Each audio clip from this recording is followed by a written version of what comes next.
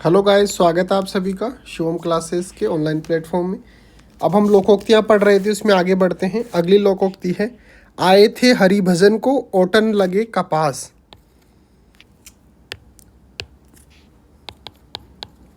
आए थे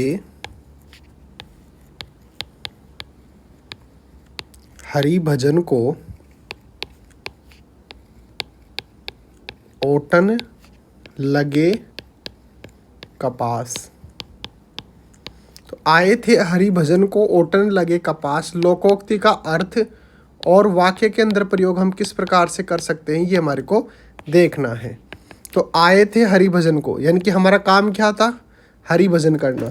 लेकिन ओटन लगे कपास, कपास को ओटने लग गए। इसका मतलब जो मूल कार्य था उसको छोड़कर कुछ और कार्य करने लग गए। तो हम इसका अर्थ क्या लिख सकते हैं इस लोकोक्ति का, मूल कार्य को छोड़कर अन्य कार्य में लग जाना। मूल कार्य को छोड़कर अन्य कार्य में लग जाना। आए थे हरिभजन को ओटन लगे कपास, लोकोक्ति का अर्थ क्या हो गया, मूल कार्य को छोड़कर अन्य कार्य में लग जाना। अब वाक्य के अंदर प्रयोग हम किस प्रकार से कर सकते हैं, मान लो कुछ खिलाड़ी हैं, कोई कुश्ती लड़ने वाले खिलाड़ी हैं। अब इनको बोल के लेके गए थे कि चलो तुम्हारे को कुश्ती लड़वाएंगे, यानी कि आपका जो खेल है उसका प्रदर्शन करवाएंगे। लेकिन वहाँ पर जाकर बोलने लगे कि जो मैदान है उसको साफ़ करो, उसके अंदर जो घास है, जो कचरा है उसको साफ़ करो।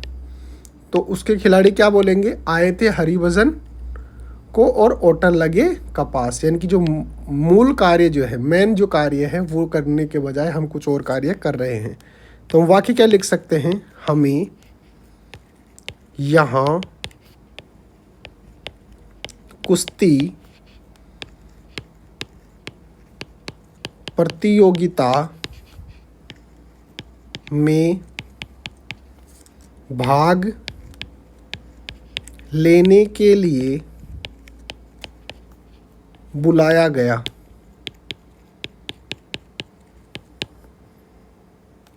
और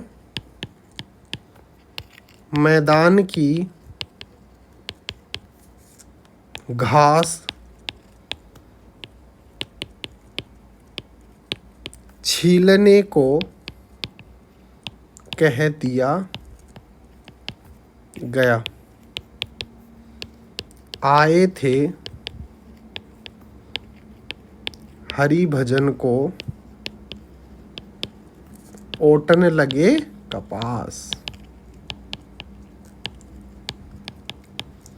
तो आए थे हरिभजन को ओटन लगे कपास, लोकोक्ति का अर्थ क्या हो गया, मूल कार्य को छोड़कर अन्य कार्य में लग जाना। वाक्य क्या लिख सकते हैं, हमें यहाँ कुश्ती प्रतियोगिता में भाग लेने के लिए बुलाया गया और मैदान की घास छीलने को कह दिया गया।